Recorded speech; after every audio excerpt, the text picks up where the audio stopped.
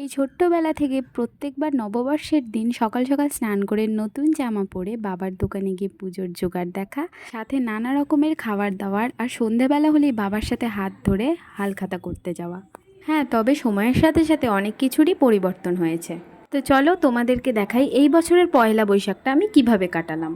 হ্যাঁ, প্রত্যেক বছরের থেকে এই বছরটা একটু ডিফারেন্ট, কারণ এই বছরে আমাদের দোকানে পুজো হবে না, যেহেতু আমাদের এক বছরে কালো ছুঁচ। হ্যাঁ, এখন হয়তো তোমরা ভাববে এতদিন আগেকার ভিডিও এখন কেন দিচ্ছি। আসলে সত্যি কথা বলতে আমার এত সারাদিন ল্যাদ লাগে যে আমি ভিডিও এডিট করার টাইমই পাই না। সব থেকে বড় কথা, তোমরা যদি আমায় একটু ভালো ভালো কমেন্ট আর লাইক করো তাহলে তো আমারও এনার্জিটা আসে, তাই কি না? তাহলে ঝটপট করে যাও আর কমেন্ট করে ফেলো। আর বাইরে যা গরমটা পড়েছে তার জন্য আমি কিছুদিন ধরে এই ডিটক্স ওয়াটারটা খাচ্ছি। তো তোমরা যদি ডিটক্স ওয়াটারটা কী করে বানাতে হয় দেখতে চাও তাহলে আমাকে অবশ্যই জানিও।